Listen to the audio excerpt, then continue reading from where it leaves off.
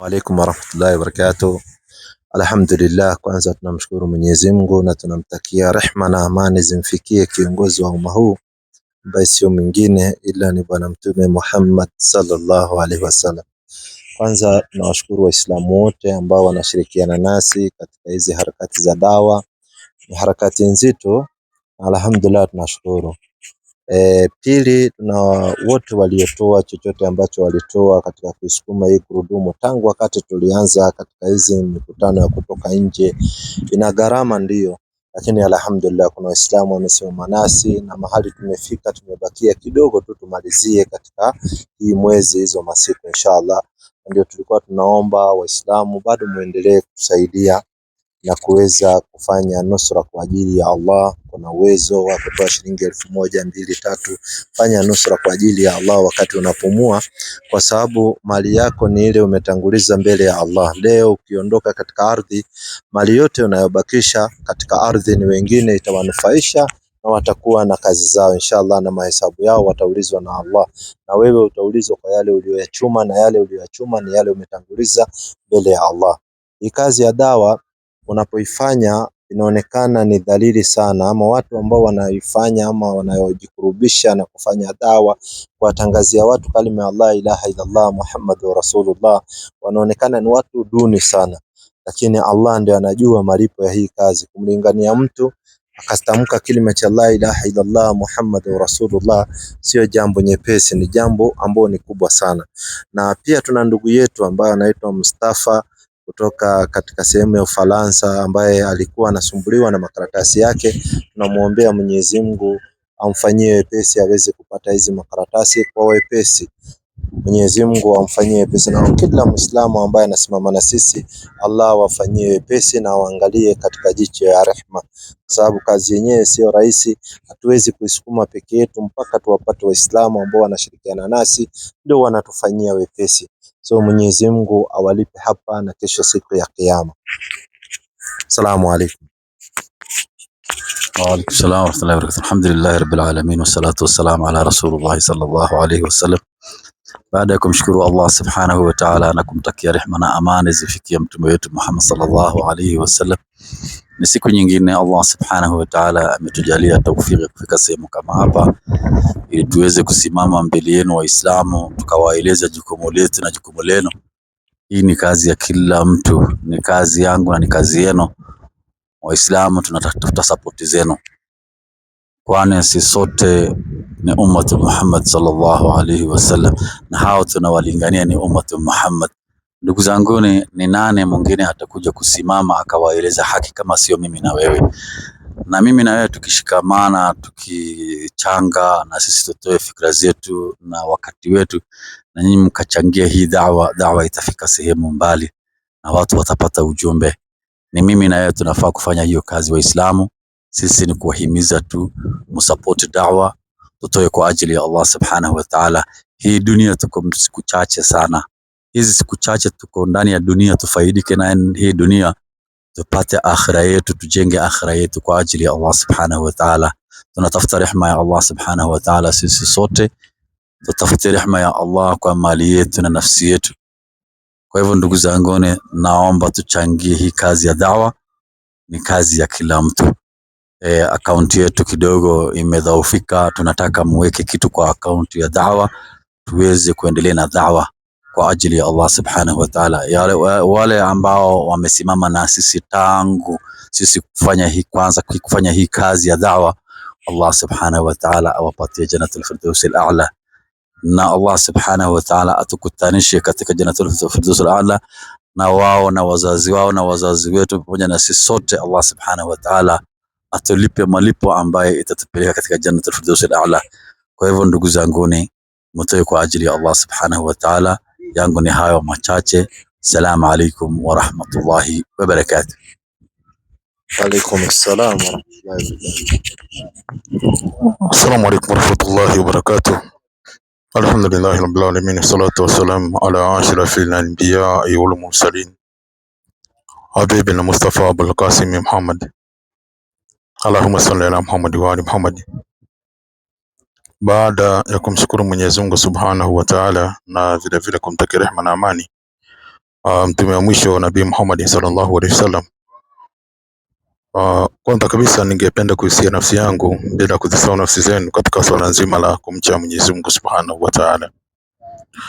Na jambo la pili ni kuweza kuwashukuru ndugu zetu katika imani, wale ambao wamekuwa nasi katika safari hii ya da'wa tangu tulipoanza na mpaka sasa hivi pale tulipofikia na vile tunavyoendelea, na wale ambao wanaotusikia wakati tunapozungumzia changamoto ambazo tunazokutana nazo katika shughuli hizi za da'wa na katika safari hii. Na da'wa ni ngumu sana, ina mitihani mingi sana, ina mikiki mingi sana. Kama vile ndugu zangu wamesema hapa ni kwamba kuna mitihani mingi sana ambayo tunataka kuyazungumzia, na tunaombea Mwenyezi Mungu pia aweze kuwafanyia wepesi. Na kama vile tunavyosema kila wakati ya kwamba ukishatoa sadaka yako, haijalishi, kwa sababu sadaka kutoa ni moyo, si kwamba ni kuwa na wingi wa mali.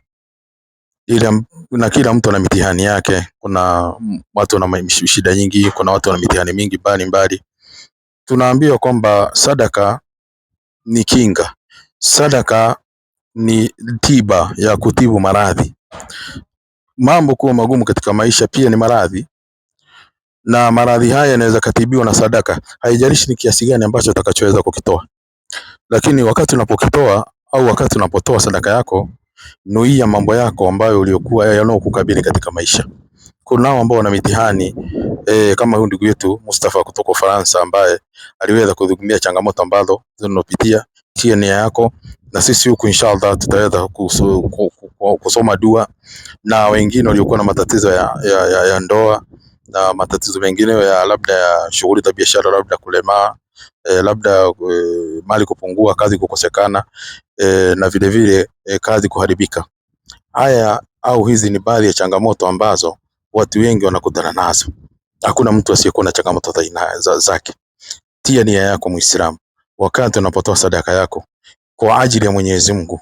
Nakumbuka ya kwamba wakati unapotoa sadaka hii, mtu akaenda kalinganiwa akaingia katika Uislamu, wewe unalipwa sawa sawa na yule ambaye aliweza kumlingania mtu huyu akaingia katika Uislamu. Alafu tena pia Waislamu tuwe na kanuni ya kwenda kusoma. Uende ukaangalie malipo ya mtu kwanza kuingia katika dini ya Mwenyezi Mungu. Ndio utajua kwamba kazi ambazo mnazozifanya Waislamu ni kazi zenye malipo makubwa sana, ni kazi zenye ujira mkubwa sana kwa Mwenyezi Mungu Subhanahu wa Ta'ala. Sisi hatuna mali, lakini tunazo nafsi ambazo tumezitoa, pamoja na kwamba na shida zote ambazo tumezipitia katika safari hii mpaka hapo tulipofikia, na mitihani ambayo tumepitia. Ndio maana tukasema mengine hatuwezi tukayasema kwa sababu ni aibu, na kwa sababu tunajua kazi hii ya da'wa ni lazima tupitie mitihani mikubwa, mitihani ambayo manabii waliweza kupitia. Pale Mwenyezi Mungu aliposema ya kwamba mnadhani mtaingia katika pepo yangu bila kupata misukosuko kama ile iliyokuwa kabla yenu. Kwa hivyo wale waliokuwa kabla yetu, manabii na mashahidi na wengine, waliweza kupitia mitihani mikubwa.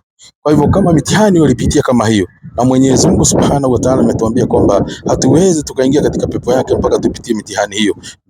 Ndugu zangu katika imani, tushikamane pamoja, tuweze kwenda safari moja, tuweze kwenda pamoja, tuweze kulifanya jambo hili pamoja, na wallahi mwisho wa siku tutaweza kupata ujira mkubwa sana kwa Mwenyezi Mungu Subhanahu wa Ta'ala. Kwa hivyo bado tuko safarini Waislamu, na tunaomba msaada wenu ya kwamba muendelee kusimama na sisi, msije mkachoka, kwa sababu kazi ambayo mnaoifanya ni kazi kubwa, ni kazi nzito, ni kazi yenye malipo makubwa, pamoja na kwamba watu wengi wanaidharau, watu wengi wanaiona kwamba ni kazi duni, wengi wanaiona kwamba ni kazi isiyokuwa na faida. Lakini wale walioshikilia kazi hii, wale ambao waliotushikilia, wallahi laadhim, Mwenyezi Mungu aweze kumuonekania na amfanyie wepesi. Na wakati mnapotoa sadaka zenu, tieni nia zenu kutokana na matatizo yenu, halafu tena muone majibu yake vile yatakavyokuwa kwa Mwenyezi Mungu Subhanahu wa Ta'ala.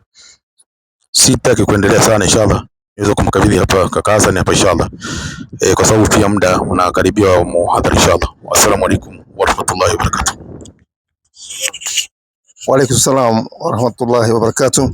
Nafikiri yote ambayo ningesema mandugu zangu wametangulia kusema, ila tu mimi nitaongezea kwamba na sitakosa kusema, nasemaga kila siku, nasema sisi wenyewe wengi wetu ni product ya dawa. Sisi unatuona ni product ya dawa. Kama hatungehubiriwa, hatungejua Allah ndio Mola wetu, hatungejua dini yetu ni Uislamu, dini yetu kitabu chetu ni cha Qurani. Kwa hivyo tulihubiriwa ndio tukaweza maneno ikatufikia, na ilipotufikia basi Mwenyezi Mungu akawa ametuchagua miongoni ya waja wake, na ndio natuona tunasimama saa hizi. Kwa hivyo nafurahiaga sana wakati na mimi naita watu na waita katika dini ya Allah, na nyinyi ambao mnashirikiana na sisi wale wanatufahamu zaidi, nafikiri tumetoana mbali na tumefikia mbali, na bado tunaendelea na tutaendelea mpaka Mwenyezi Mungu atakapojalia tuondoke katika hii dunia, na tukitarajia tutapata malipo makubwa sana kwa Mwenyezi Mungu Subhanahu wa Ta'ala. Kwa hivyo usichoke, kama Mwenyezi Mungu achoki na wewe katika kukupatia riziki, na wewe pia usichoke na dini ya Allah. Yeye achoki Allah kukupa, anakupa kila siku. Kwa hivyo na wewe usichoke kwa dini ya Allah. Vile Allah anazidi katika kunemesha, na wewe zidi kufanya wema katika dini ya Allah, na Mwenyezi Mungu naye atakuwa nakukumbuka. Mwenyezi Mungu ukimkumbuka naye anakukumbuka. Kwa hivyo ukikumbuka mambo ya dini yake, basi naye anakukumbuka. Kwa hivyo tunaomba msaada wenu, tunaomba tuendelee, kwa sababu bado sasa ndio inaanza. Nafikiri mnajua kuanzia leo ndio kilele cha ile mambo inaendelea duniani. Mnajua kwa kuwa Muislamu hajui nini inaendelea, ni mambo ambaye inasikitisha sana, kwa sababu ni wakati watu wanasema kwamba Mwenyezi Mungu ako na mtoto. Mambo makubwa sana. Tena tarehe moja ni nyingine pia, so inshallah tunaomba msaada wenu, na usione ukitoa kidogo ati ni kidogo. Kile unatoa umeweka nia yako, basi Mwenyezi Mungu anakulipa, na uwezi kuwa maskini kwa sababu umesaidia dini ya Mwenyezi Mungu. Hakuna mtu ameshawahi kuwa maskini kwa sababu kusaidia dini ya Allah. Wassalamu alaikum warahmatullahi wabarakatuh. Alhamdulillah. Haya, kwanza simama hapo. Salim, mimi naitwa Kal ama Kapon. Asante. Muislamu, Mkristo? Mimi ni Mkristo. Asante sana. Swali gani ungependa kuuliza Waislamu? Injika swali. Swali langu ni katika dini la Kristo we have like 12 commandments. 10 commandments. But what about in Islam? How many commandments do we have? Katika Uislamu tuna sheria nyingi sana, hata asihesabiki. Ni nyingi zaidi sana. Tuna sheria nyingi. Kwanza sheria ambayo tunaanza nayo ya Uislamu ni hii 17 24. Kwanza Qur'ani. Hebu muonyeshe Qur'ani kwanza asikie sheria ambazo ziko 17 20 na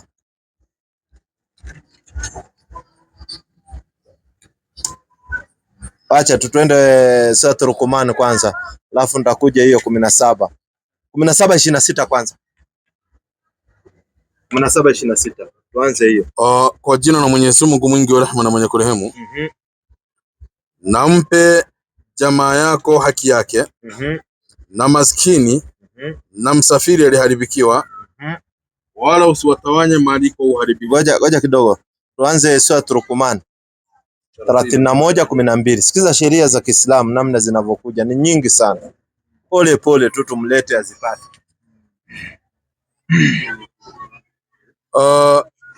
31.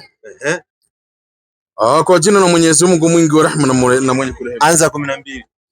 Na kwa yakin tulimpa Luqman hekima. Asante. Tukamwambia mshukuru Mwenyezi Mungu, na atakayeshukuru kwa yakini anashukuru kwa ajili ya nafsi yake. Asante. Na atakayekufuru Mwenyezi Mungu ni mkwasi. Asante. Asifiwaye hahitaji kushukuriwa na yeye. Asante. Na wakumbushe Luqman alipomwambia mwanawe na hali ya kuwa anampa nasiha, ewe mwanangu, usimshirikishe Mwenyezi Mungu, maana shirki ndio dhuluma kubwa.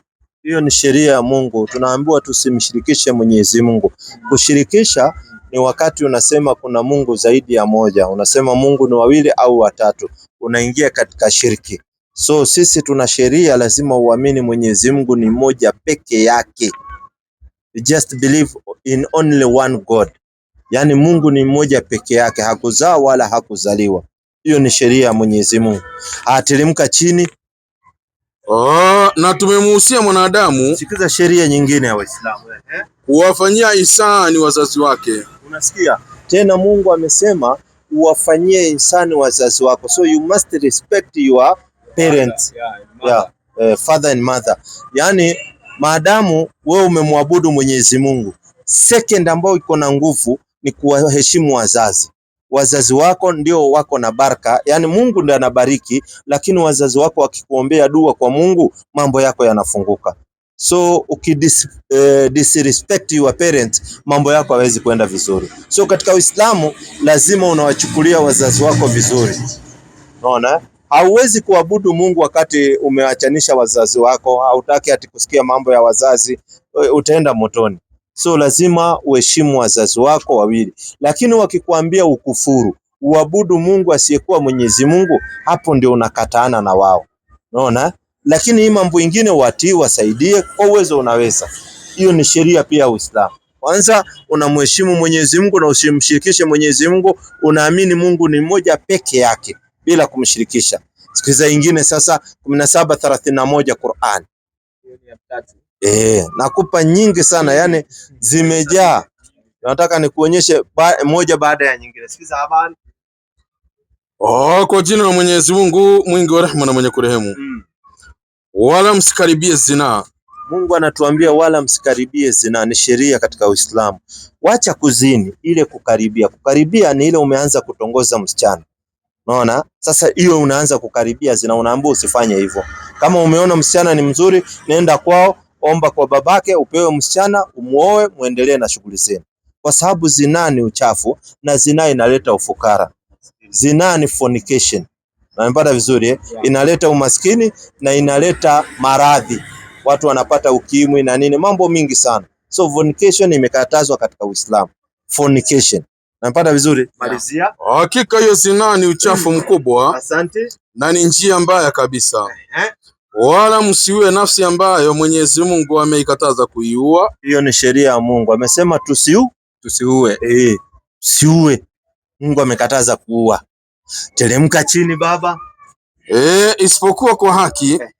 Akahukumu hakimu kuwa mtu huyo anastahili kuuawa. Asante. Na akatoa amri ya kuuawa. Asante. Na mwenye kuuawa kwa kudhulumiwa, basi tumempa nguvu mrithi wake juu ya muuaji huyo. Asante. Akitaka ataomba kwa hakimu. Asante. Kuwa amuue kama alivyomuua mtu wake. Asante. Ndio nyingine. Wala msiakaribie au msiaguse mali ya yatima. Hii ni sheria ya Mungu. Tunaambiwa kama kuna kitu unafaa kuogopa ni mali ya yatima. Yatima ni mtu orphan. Yani wewe maybe umeachiwa orphans, wazazi wake wamekufa sasa, na alikuwa na mali labda nyumba kama hii ni yake. Sasa wewe ukoona wacha udhurumu hao maorphan. Hakuna maisha utapata ya shida kama kuchukua mali ya yatima. Wewe kwanza na kizazi chako utakuwa na shida sana. So orphans kama kuna mali yao wawekee, wakifika kiwango waambie hii mali yote ilikuwa ni ya baba yenu, chukueni. Lakini ukichukua ni sheria ya Mungu, anatuambia usijaribu kucheza na hiyo mali ya mayatima. Utaona shida kubwa sana. Sikiza, teremka sheria nyingine. Sheria ni nyingi. Na timizeni kipimo mpimapo. Asante. Na tunaambiwa unapopima, watu hao wanaweka ratili. Usijaribu kuweka ka magnet pale chini. Unajua the most of people kama ameweka butchery, anaweka magnet pale chini kwa ile ratili. So unajua ile ya kupiga Sasa hiyo ni haramu.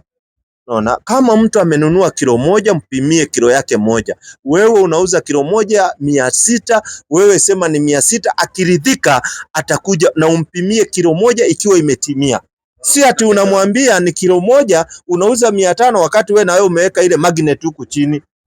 Unanipata vizuri? Hiyo ni haramu na ni pesa ya haramu hiyo. Ni kudhulumu na dhulumu watu. Wengine wanauza makaa, wanagonga ile kitu ya kuuza makaa ngumi, wanabonda. Unaona? Sasa akibonda unawekewa tu makaa tudogo mno, alafu unaambiwa makaa 300. Ni kuizi hiyo. Wengine wakipanga nyanya, wanapanga kwa ile ndoo, anaiseti ama viazi inasetiwa, kuna design inasetiwa, inawekelewa, ukimwaga chini alafu mwambie weka kwa ndoo, inafika nusu. Unaona? Lakini yeye alikuwa ameweka, anaacha space. Unaona, ni haramu hiyo.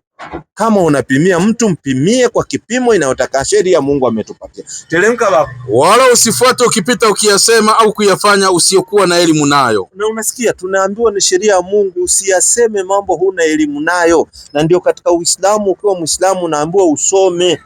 Ndio ukisema jambo unalijua utalitoa wapi? Kwa sababu ni amri kusoma, ni wajibu kusoma. Ndio unaona lazima ukiulizwa kitu utoe dalili, sio kichwa. No, you don't just use your mind. Unatoa dalili. Na unatoa dalili wapi? Kwa Qur'ani au kwa hadithi za Bwana Mtume Muhammad sallallahu alaihi wasallam.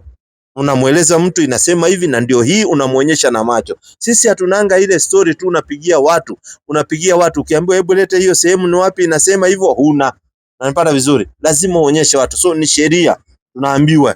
Teremka, sikie sheria. Wala usitembee au usiende katika ardhi kwa maringo. Tunakatazwa kutembea kwa ardhi na maringo, kwa sababu kesho utakuwa umelala kwa kaburi. Pride ile kujiona unakanyaga hivyo unapiga watu nini kwa sababu umeinua vyuma, yani wewe unaona kesho tutakuzika. Kila mwanadamu anaenda kwa kaburi, tunakatazwa hiyo. Tunaambiwa hii dunia ni kupita, tunapita. Tusiwe na pride kujiona ati wewe ndio kila kitu. Mwingine umekosana naye, labda umemkanyaga mguu na huko unataka umemwambia sorry, anakuambia wewe unanijua. Yani anaona kwa sababu ako na pesa kidogo yeye anaweza maliza mtu na alipe. Hiyo sio mzuri. Katika Uislamu tumekatazwa. Tunaambiwa ukitembea katika ardhi, tembea polepole ukijua kesho utakuwa chini ya hii ardhi. Sisi wote chini ya hii ardhi. Hakuna mtu anaondoka na kitu hapa. Hata hii mali yote tunalinga nayo. Ati mimi na gari 5. Hizo gari utaacha tu hapa duniani. Unatumia wakati muda uko duniani. Unaona? Hata wale wamejenga hizi nyumba unaziona, wengine hata wako hai. Labda ni watoto wao wanatumia. So unaambiwa usiwe na maringo katika hii dunia. That's why unaona Muislamu anapokuja akiwa ni waziri, minister, akiingia kwa msikiti, anaswali sehemu amepata. Kama amepata msikiti imejaa, anaswali hapo nje. Hawezi kuwa na pride ati mimi ni minister, siwezi swali hapa, nataka watu watolewe kule mbele nikuja. Hakuna hiyo katika Uislamu, kwa sababu sote wanadamu, na tukienda mbele ya Mungu hakuna aliye bora kuliko mwingine. Mungu ndiye anajua peke yake. Bata sio tumekatazwa hiyo kutembea katika ardhi na maringo. Teremka, sheria ni nyingi. Kuna nyingine hapa mwalimu. Wala msiwaue watoto wenu kwa kuogopa umaskini. Tena tunaambiwa usiue watoto wenu kwa kuogopa umaskini. Wewe unaona mke wako amepata mimba, unaanza kusema hii mimba sikuwa naitaka kwa sababu mimi sina pesa. Unasema wacha tufanye abortion. Hiyo ni makosa, kwa sababu unaua ule mtoto kwa kuogopa umaskini, wakati Mungu ndio mtoaji wa riziki. Unasikia vizuri? So sisi tunaambiwa usijaribu kuua watoto wenu kwa kuogopa umaskini. Ati wewe unasema mkangu amepata mimba, wewe mkangu shika hii 1000 enda fanya abortion. Ni makosa, ni dhambi, unaandikiwa umeua, kwa sababu ati wewe unaogopa umaskini. Unajuaje kama huyo mtoto ukimzaa yeye ndiye atakuja kuwa rais kesho kwa nchi? Unajuaje? Anayejua ni Mungu. Na unaweza mzaa huyo mtoto ukidhani ati umaskini itakuja, kumbe ndio Mungu anakufungulia, unapata mali kupata. So usiogope umaskini. Mtoto akija usiseme ati ni bahati mbaya acha tutoe hii mimba. Hapana, imekatazwa. Unaelewa vizuri? Sheria nyingi. Halafu nimuonyeshe zingine. Usifanye Mungu mwingine pamoja na Mwenyezi Mungu. Sasa sikiza sheria ambayo Mungu anatuambia. Usifanye Mungu mwingine pamoja na Mwenyezi Mungu. Usije ukawa mwenye kulaumiwa. Usije ukawa mwenye kulaumiwa. Yaani usifanye Mungu mwingine, ni sheria ya Mungu, pamoja na Mwenyezi Mungu ukawa mwenye kulaumiwa. Teremka baba. Na mwenye kukosa wa kukunusuru. Asante. Na Mola wako amehukumu kuwa. Hii ni sheria ya Mungu. Mungu mwenyewe amehukumu ya kuwa msimwabudu yeyote ila yeye tu. Hii ni sheria ya Mungu. Tusiabudu Mungu mwingine isipokuwa yeye peke yake. Hatuwezi kuabudu Muhammad, hatuwezi kuabudu Yesu, hatuwezi kuabudu Musa, hatuwezi kuabudu Ibrahimu. Tunamwabudu Mwenyezi Mungu peke yake. La ilaha illa Allah, yani hapana mola apasaye kuabudiwa kwa haki isipokuwa Mungu mmoja peke yake. Ni sheria ya Mungu. Alafu sheria ni nyingi, ndio nikakwambia ziko karibu 300 kwenda juu. Qur'ani 5:90. Siza masheria, sheria zimejaa. Yani nikianza kuzitaja mpaka kesho itafika. Nyinyi ni 10 tu, yani ndogo mno. Sikiza hii nyingine sasa. Kwa jina la Mwenyezi Mungu mwingi wa rehema na mwenye kurehemu. Enyi mlioamini, bila shaka ulevi. Sikiza, ni sheria ya Mungu. Tunaambiwa ulevi na kamari ile watu wanasema pata potea, sijui wekelea shilingi 10 ukule 1500, na kuabudiwa au kuomba asiyekuwa Mwenyezi Mungu, na kutazamia kwa mishale ya kupigia ramli, na kwa vinginevyo, yote haya ni uchafu, ni katika kazi ya shetani. Basi jiepusheni navyo ili mpate kufaulu. Hii ni sheria ya Mungu. Tunaambiwa ulevi, tuachane na ulevi, kwa sababu ulevi haukuongezei chochote. Umesikia kiu, nenda kunywa supu, kunywa maziwa, kitu ambayo inakusaidia katika mwili wako. Ulevi yoyote tunakatazwa katika Uislamu. Tunakatazwa mambo ya uchawi, kwenda kutazamia kwa mishale ya kupigia ramli. Ati mtu anachukua mkono wako anaangalia ati nyota yako, anasema hii nyota yako imeharibika. Nyota yako imeharibika, yeye yani ni kama anajua your future. Anayejua your future ni Mungu peke yake. Hakuna binadamu anayejua your future. Mungu ndio anajua huyu atakufia wapi, atakuwa namna gani, ataishi namna gani, anayejua ni Mwenyezi Mungu.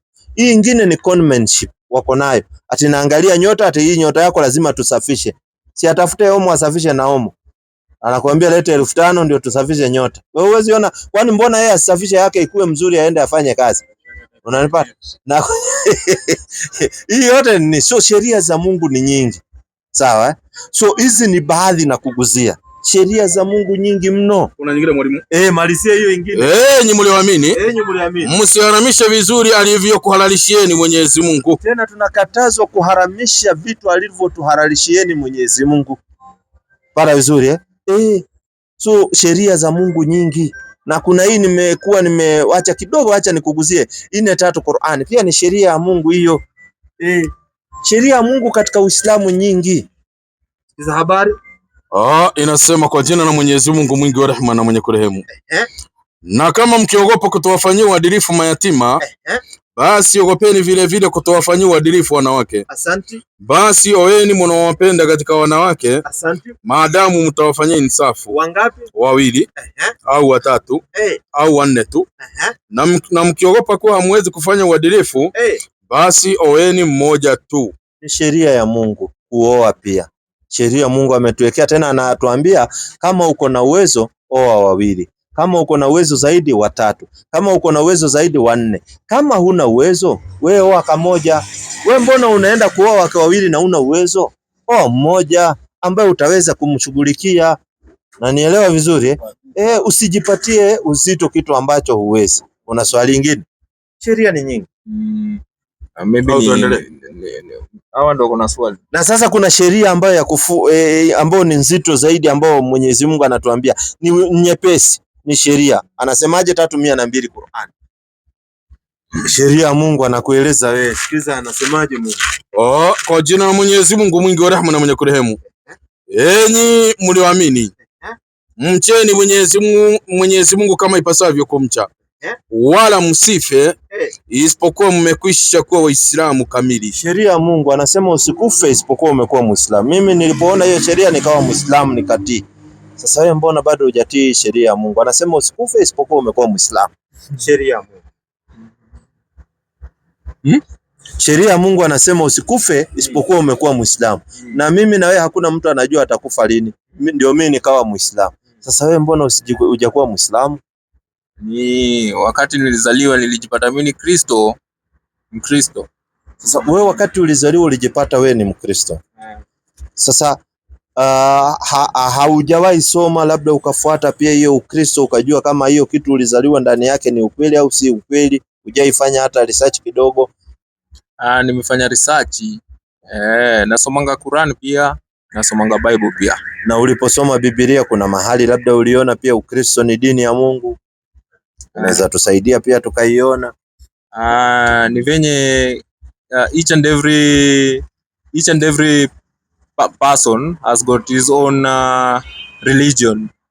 You know, like we have Christian, we have Muslims, we have Hinduism. So you follow your originality. Na mbona kwa Biblia wanasema Yesu alikuwa Muislamu na Yesu anasema watu wamfuate, na wewe hutaki kufuata Yesu? Dini ya Islamu, ama katika Ukristo wamwamini Yesu? Dini ya Islamu ni dini nzuri sana. Juu nyinyi mko na mafunzo. But in other ways Bible pia inatuficha vitu mob. Biblia inasema Yesu Muislamu, mbona usifuate Yesu? Kaamua kukataa mpaka kufuata Yesu. Mimi nafuata Yesu pia. Ala, umeiona kwa Biblia Yesu ni Muislamu?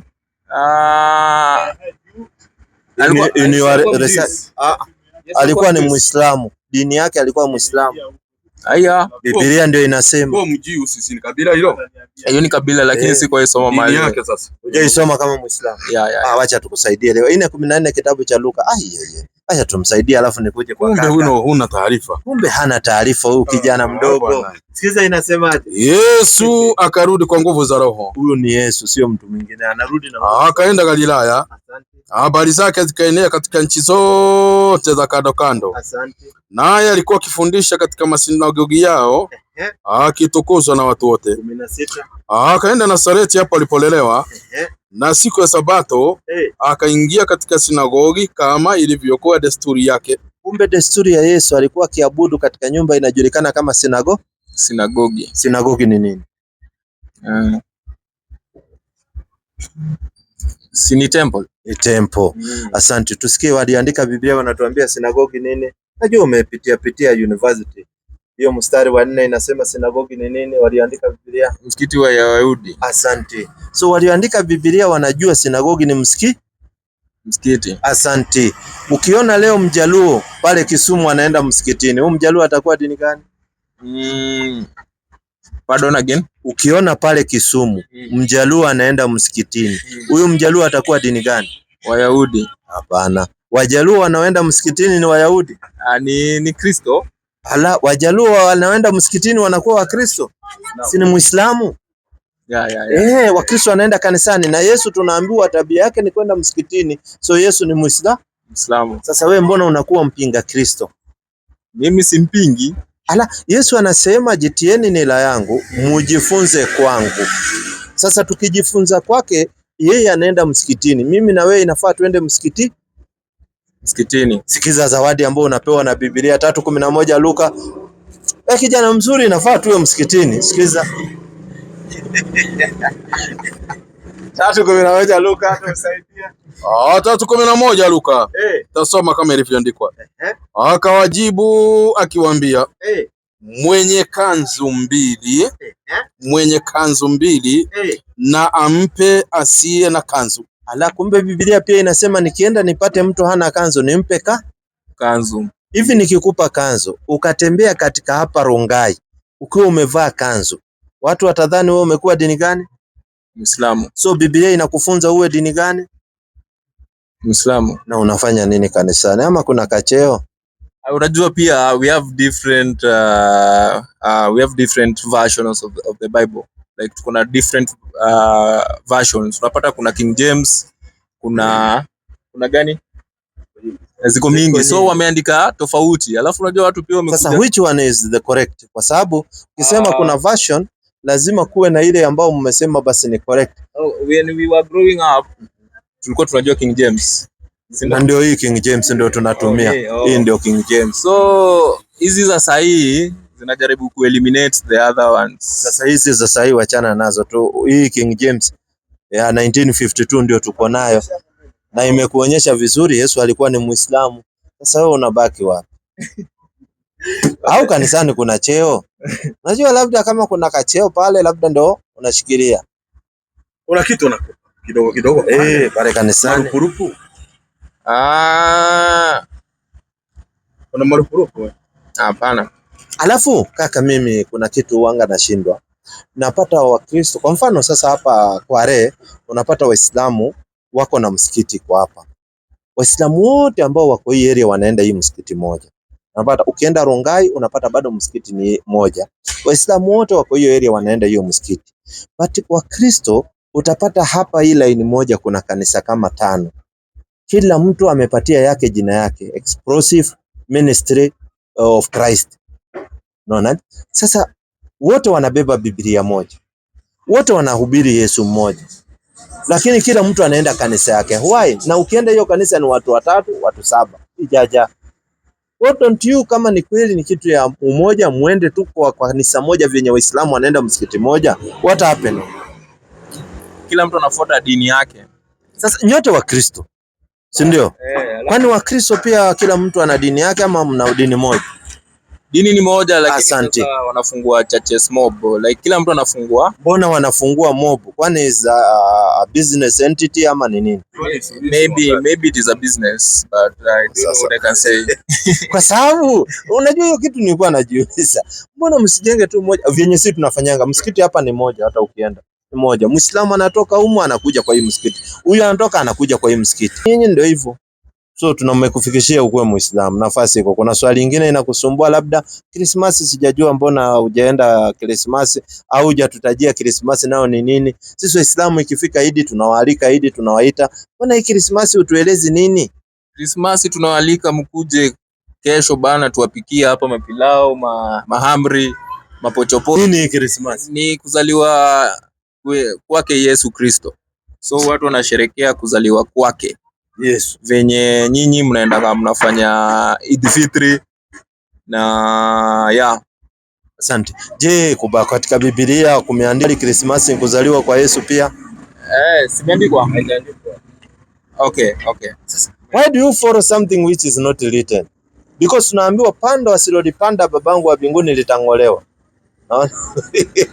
I think Christmas, unajua wazungu walikuja wakatu brainwash. Yeah. Because Christmas haiko inafaa ifanyiwe December. But wazungu wakakuja na their own version. Wakaona sisi Africans we are just like a baboons. So wakakuja wakageuza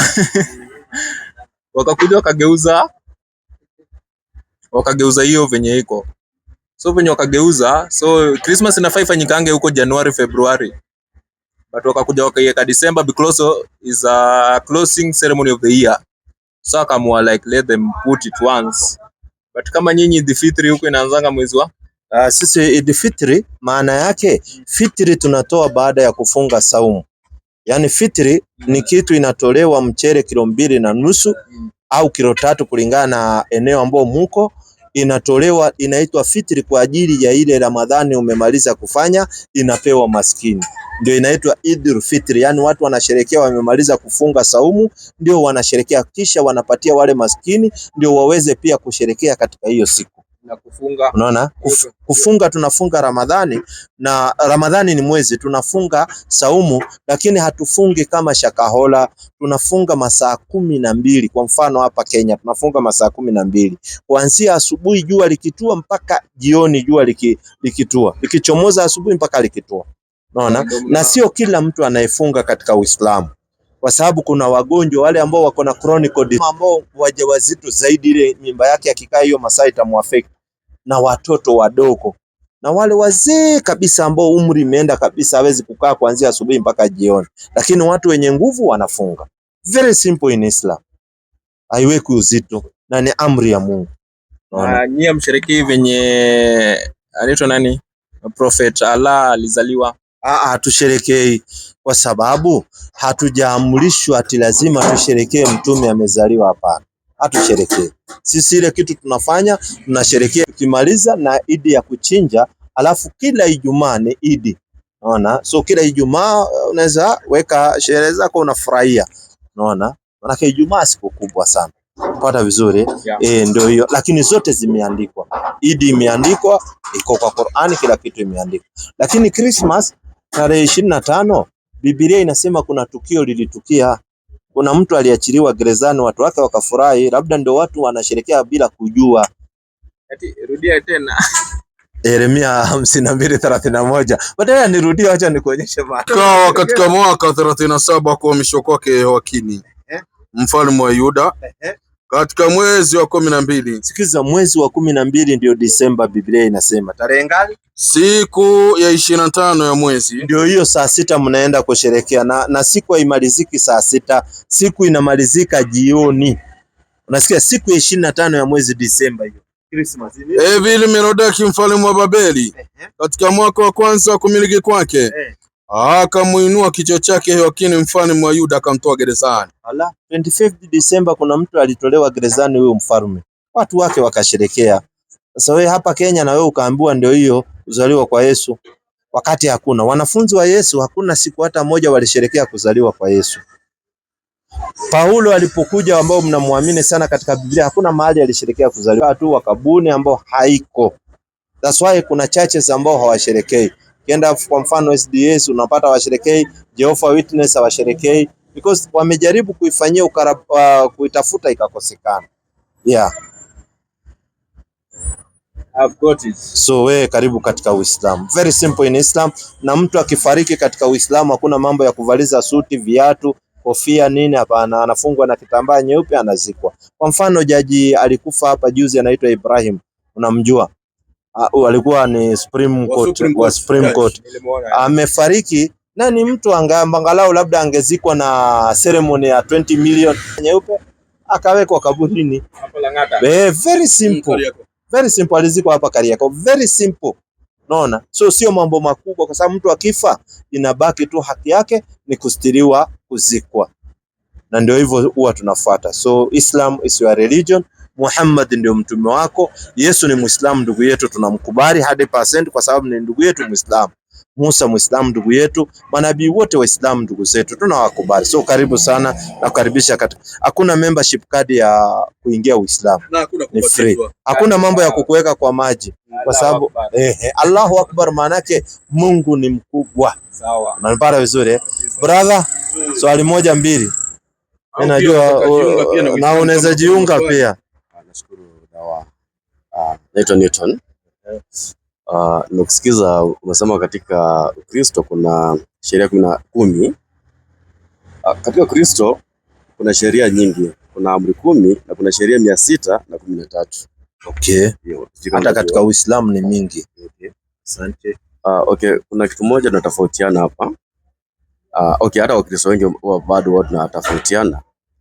Kuna wale wanasema lazima tutuze sheria ndio tuweze kwenda mbinguni, lakini nikisoma Biblia yenyewe bado inasema hakuna mwenye sheria sheria hata mmoja.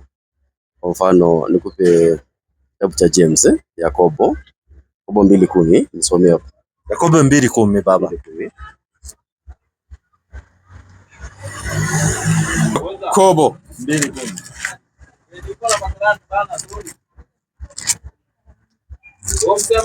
2:10 Yakobo. Inasema 2:10. Maana mtu awa yeyote atakayeshika sheria yote ila akajikoa katika neno moja, amekosa juu ya yote. Kwa maana yeye alizini, pia alisema usiue. Basi ijapokuwa hakukuzini, lakini umeua, umekuwa mvunja sheria. Ndio inaeleza hivyo. So watu wengi hujaribu sana kukeep sheria ili wahesabia haki mbele za Mungu. Lakini Biblia yenyewe inaniambia katika New Testament kwamba tumehesabiwa haki kwa njia ya imani, si kwa matendo ya sheria. Unaona? Waefeso 2:8. 2:8 Waefeso.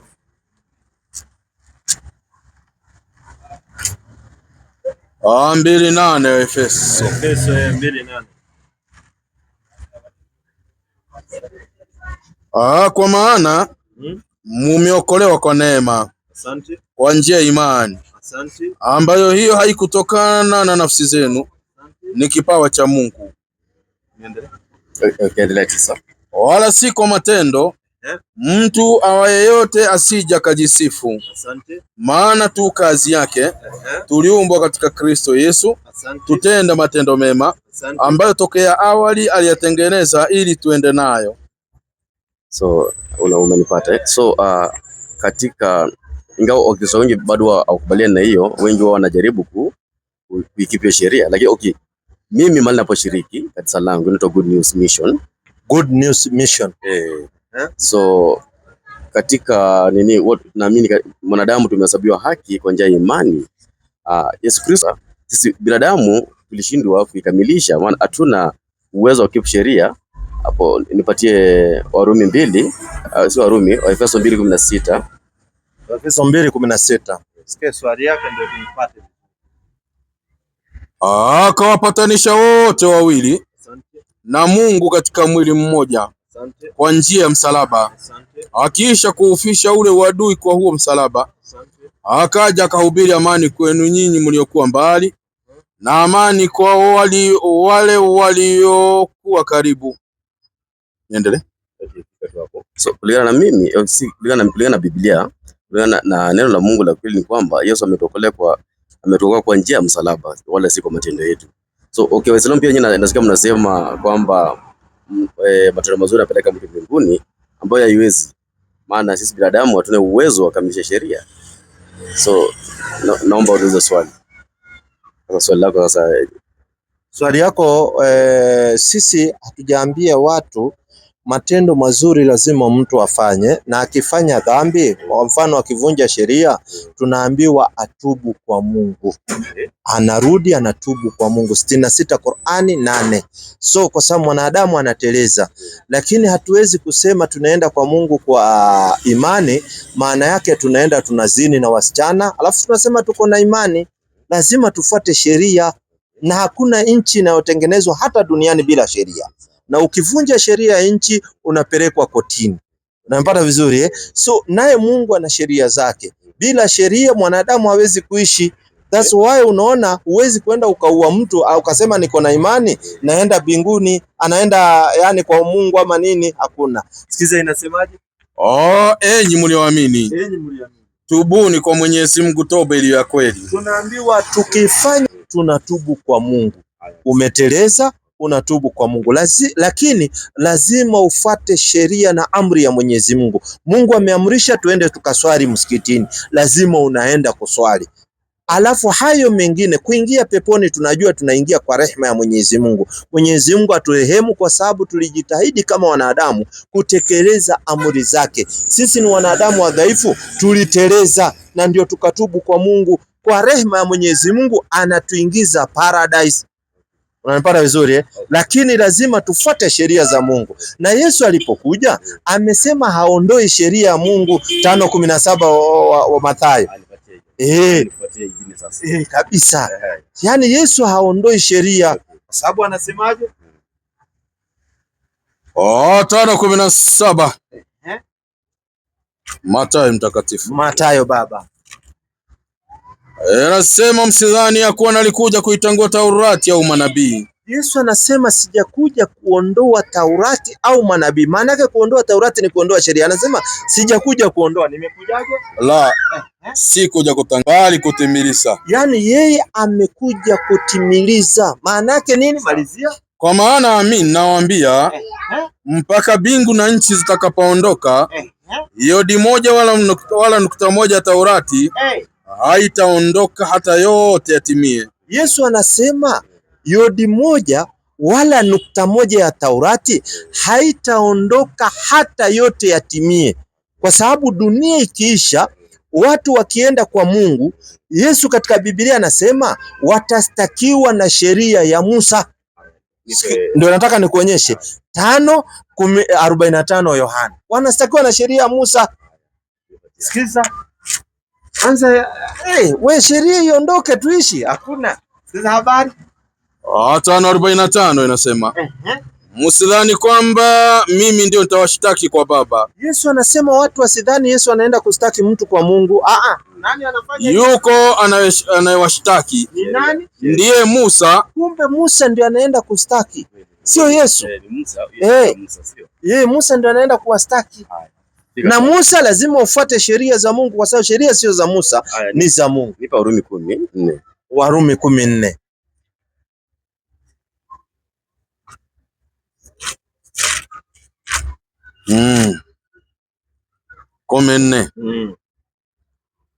Kwa maana Kristo ni mwisho wa sheria. Asante.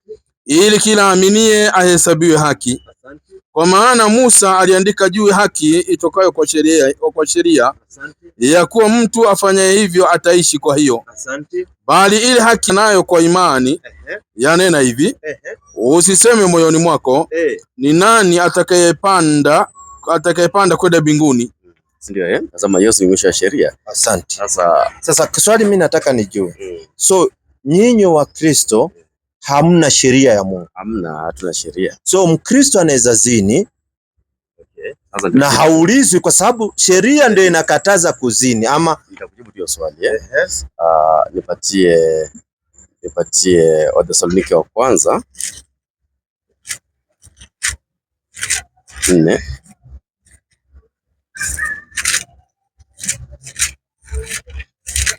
Wathesalonike 4 wa kwanza 4 ngapi? 4:3 inasema 4:3. 4:3 Wathesalonike wa kwanza. Maana hayo ndiyo mapenzi ya Mungu, kutakaswa kwenu, mwepukane na uasherati. Kila mmoja wenu ajue kuweza mwili wake katika utakatifu na heshima, si katika hali ya tamaa mbaya, kama mataifa wasiomjua Mungu. So unaona, mapenzi ya Mungu ni kuwa tumehesabiwa haki kupitia Yesu Kristo. Lakini okay, ndio tumehesabiwa haki kupitia Yesu Kristo, hapo chini nasema aje tusifuate tamaa ya mwili. Okay, sasa najua utaweza swali, je, utazini? Hata nikizini, okay, kuna ile repentance, ni kwamba repentance imaanisha kuomba msamaha. Ukisoma kwa Greek lexicon original, sema repentance means to turn. I don't have any problem. Nataka ni kuelewe. So Mkristo anaweza zini. So he doesn't have any law. Hana sheria ambayo ya kumzuia asizini. So Mkristo anaweza ua kwa sababu Mkristo hana sheria inayomzuia kuua. Sisi Waislamu tuna sheria inayotuzuia hiyo. Na inasema ukiua unafaa kuuawa. So Mkristo anaweza iba kwa sababu akiiba ni kuamini tu, ataamini Yesu, anaenda kwa Mungu. So Mkristo anaweza zini. That's why tunapata watu wa Kristo wengine wanatembea uchi, they don't care, kwa sababu maadamu tu ameamini Yesu, hata akitembea uchi hana sheria inayomkinga. So Wakristo wanaozini ni Ukristo inawafunza kuzini sio dhambi, kwa sababu dhambi inakuja baada ya kuvunja sheria. Okay, iko hivi. Nitakujibu swali lako vizuri. Katika Biblia kuna mwanamke alikuwa mzinzi, ndio Rahabu. Rahabu baada ya kuamini Mungu alihesabiwa haki. Rahabu ijaandikwa kwa Biblia kwamba aliacha kuzini saa hiyo, lakini Mungu anamuita ni mwenye haki. Kwa sababu gani? Kwa sababu aliamini.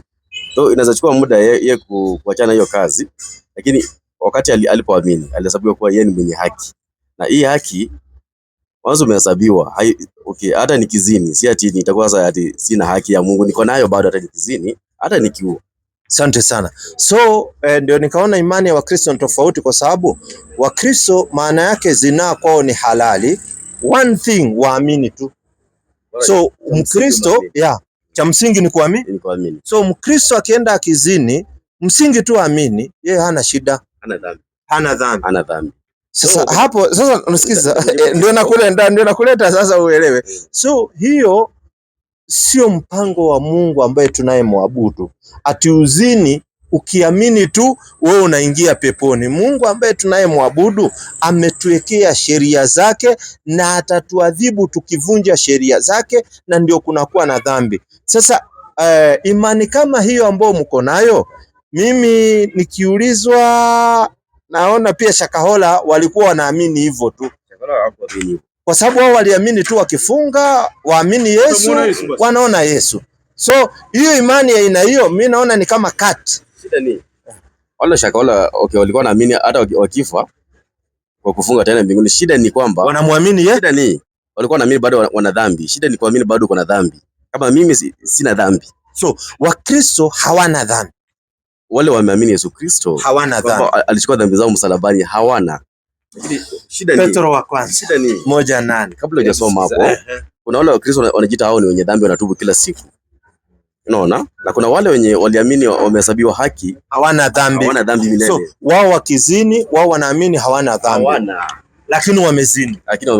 Lakini wakipata ukimwi wanapata, haiondoki na kuamini. Kupata nayo ukimwi unaweza pata. Kuna ile. Sasa mbona upate consequence wakati umevunja sheria, unapata consequence lakini dhambi huna? Haya, hawana hivi.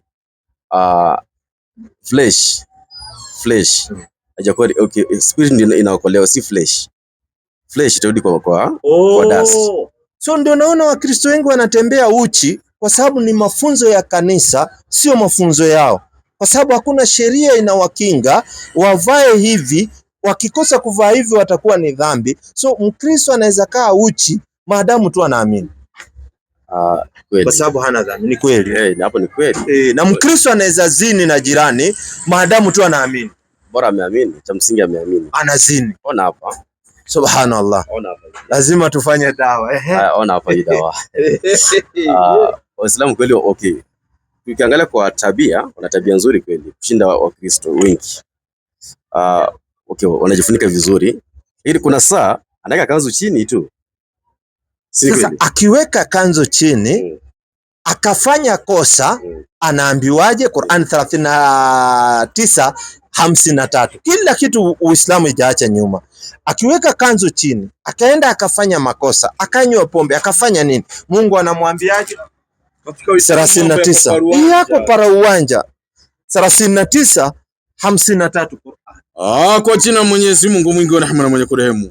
Sema, enyi waja wangu mliojidhulumu nafsi zenu. Sasa maanake amedhulumu nafsi yake, amefanya makosa, akafanyaje? Msikate tamaa na rehema ya Mwenyezi Mungu. Anaambiwa asikate tamaa na rehema ya Mwenyezi Mungu.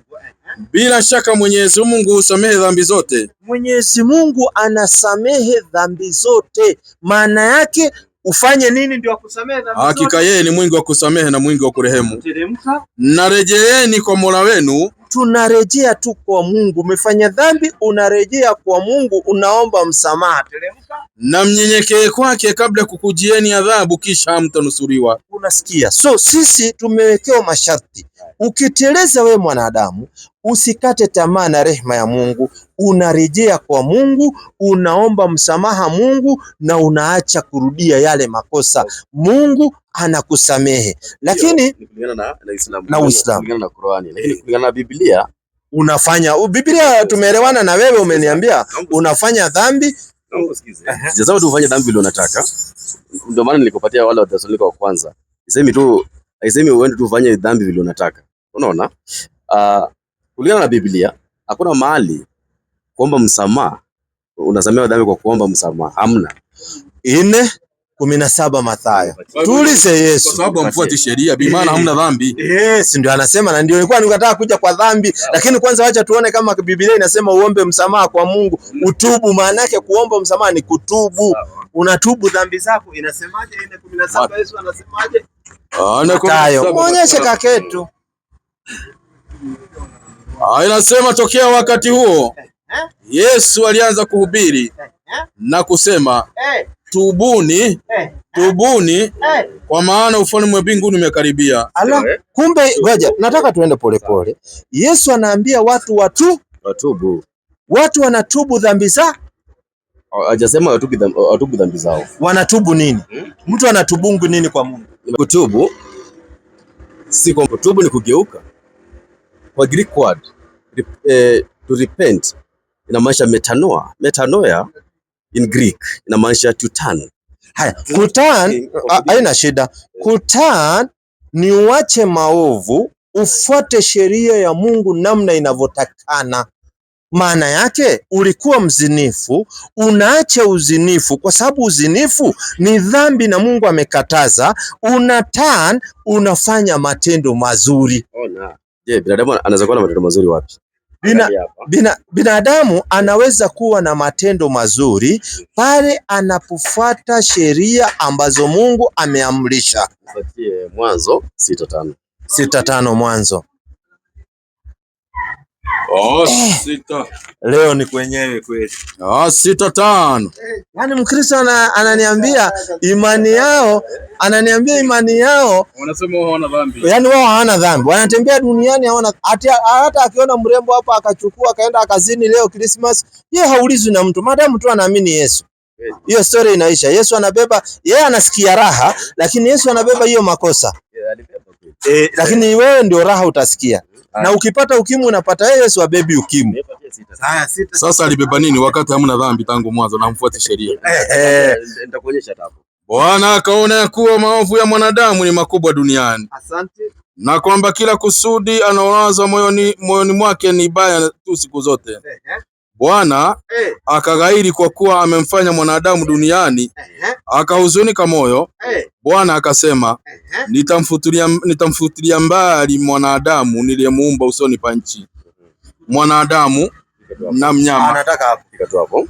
Nasema mwanadamu mawazo yake na moyo wake ni mwovu siku zote. Mwanadamu ambaye ni mwovu siku zote, je, anaweza shika amri za Mungu takatifu namna gani ambaye ni mwovu siku zote? Mwanadamu anashika amri za Mwenyezi Mungu kwa kuzifuata namna Mwenyezi Mungu anavyoamrisha. Na ndio ngoja kwanza, ndio Musa akapewa zile amri na Mwenyezi Mungu na akaambiwa wote watakaovunja wana adhabu yake. Yesu naye alipokuja anasema siwezi kuondoa hii, kwa sababu akiondoa analete mlango ya maovu. Vyenye wewe unaniambia wewe unasikia, ukisikia kiu wewe ukijiburudisha na msichana, hiyo story imeisha. Alafu hakuna mwanadamu hana dhambi, ndio tunaambiwa wa kuuana kwa sababu tu wameamini Yesu. Yani hakuna dhambi, hakuna makosa, wewe ni kuamini tu Yesu, unafanya chochote. Yule ameamini. Na Yesu ndio akasema kuna dhambi na anasema utakufa katika dhambi yako. So dhambi ziko. Angalia hapa, nataka kusoma Biblia vizuri. Okay. Nipatie 8 Yohana 8:10 na ngapi? Wacha tumalize na hii moja. Yohana 8. Kakangu ana nini nzuri, Mkristo anasema hakuna nini. Wewe ukiona msichana wa Kristo anafunzwa, enda lala naye, wewe amini tu Yesu. Hiyo story imeisha. Kama ni mali ya mtu, kama umepata mke wa mtu, wewe lala naye. Ukristo anasema ndio imefundisha. Lala na mke wa mtu. Yesu anabeba kila kitu. Wewe hakuna mtu wewe ukitamani gari ya mtu wewe chukua, Yesu anabeba hiyo dhambi. Yaani anasema Ukristo ni free. Yaani leo ndio nimepatana mwenyewe. Lau kama time ingelikuwa tungekaa hapo mpaka jioni. Mpaka kaka anafurahi maana na huyu pia Daudi pia aliua. Sasa yako mbinguni. So Wakristo hawana sheria, yote inawakinga. Hatuishi kwa sheria, tunaishi kwa neema. So unaona. So Wakristo wanaamini wao wakizini hata na mke wa mtu wako kwa neema. So ajali hiyo kitu. Anagonga anaondoka. So imani yao. Leo time ni venye iko ndogo, hebu maliza na hiyo. Basi akawaambia tena, mimi naondoka, nanyi mtanitafuta, nanyi mtakufa katika dhambi yenu. Mimi niendako ninyi hamwezi kuja. Niendelee. Usiendelee, nasema mtakufa katika dhambi zenyu msiponiamini. Kumbuka hapa anaongea na wale wanasheria ambao walikuwa wana keep sheria ya Mungu kikamilifu. Okay. Hao ni wale the Pharisee. Hao Pharisee walikuwa walimu wa sheria. Walikuwa wanafikiri katika sheria, okay, wataona ufalme wa mbinguni, lakini Yesu anawaambia msiponiamini mtakufa katika dhambi zenyu. Sasa mbona anaambia mtakufa katika dhambi zenyu? Na hao ni walimu wa sheria. Asante. Huyu aliyeleta sheria ni shetani ama ni Mungu? Shetani ni Mungu, sio? Ni Musa. Sasa aliyeleta sheria kwa Musa. Musa alipewa na shetani sheria au alipewa na Mungu? Ngoja nikuonyeshe sasa. Yohana ngapi? Itabidi nitafute. Sio kama ni 1:17. Au muulize, au pia unaweza kumuuliza pia mchungaji. Ndio nauliza tu, Musa alipewa sheria na Mungu au alipewa na shetani? Hizo unasema amri 10 hizo. Hizo amri 10 alipewa na Mungu na shetani. Hata tutafutie tu sasa hivi. Tutafutia sasa hivi. Muda nao naambiwa inaisha. Usingenijibu tu ni Mungu alipeana ama ni shetani, ama Musa alibuni sheria zake ama ilikuwa alibuni sheria zake. Maana Biblia inasema hivi. Sikia vile inasema. Kumbe Musa alidanganya. So Biblia si maneno ya Mungu, kwa sababu inasemekana kuna sheria Musa alileta ambao alibuni mwenyewe. So Biblia sio kitabu ya Mungu. Ni mambo ya kutunga. Ni mambo ya kutunga, kwa sababu Musa alitunga sheria zake akaweka kwa Biblia. Biblia inasema hivi. Biblia inasema, alafu akamsingizia Mungu. Inasema hivi, sheria ilikuja na Musa, lakini kweli ilikuja ukweli ulikuja na Yesu Kristo. Na sawa hiyo verse maandiko, lakini ukinipa wala sikatai. Nataka niende na wewe. So Biblia sio kitabu cha Mungu. Musa alitunga sheria zake mwenyewe akajiwekea kwa Biblia maneno ambayo ni yake ya kichwa. Si ni kweli? Kwa sababu ukweli ulikuja na Yesu. So manabii hao wengine katika Biblia waliotangulia ni maneno ya vichwa vyao, si maneno ya Mungu. Si maneno ya Mungu. So Biblia sio maneno ya Mungu, ni maneno ya watu ya Sema tu sio. Hapana. Umesema vizuri. Si umeniambia hii sheria za Musa ni yeye alitunga, alafu akaweka kwa Biblia, ambayo Biblia sio kitabu ya Mungu, ni maneno ya watu waliotunga sheria zao wakaweka, mpaka hadi Yesu alipokuja akakuja na ukweli. So maneno ya Yesu ndio ukweli ndani ya Biblia, haya mengine yote ni ya watu waliomtangulia. Kama ya sheria ya Musa hiyo si ya Mungu. Sio ya Mungu, na iko kwa Biblia. Maana yake Biblia sio maneno ya Mungu yote si maneno ya Mungu. Asante sana. Asante sana. So kuna watu wananisikiza hapa wasije wakasema ati wanakuja kwa Ukristo ati Biblia ni maneno ya Mungu. Biblia si maneno ya Mungu, kaka katueleza. So kesho unaweza patikana. Manake mna somo nzuri sana na huyu kaka. Ningependa tukae muda mpana tuweze kupata hiyo somo kuanzia mwanzo mpaka mwisho. Tunaweza patana kesho.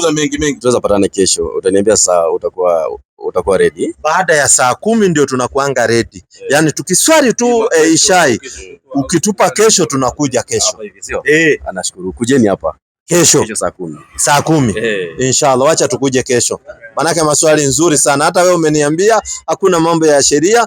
Ukipata kitu unagonga, ukipata mke wa mtu unagonga. Kama ni mali ya mtu unapita. Sawa, basi wacha tupatane kesho. Assalamu alaykum warahmatullahi wabarakatuh.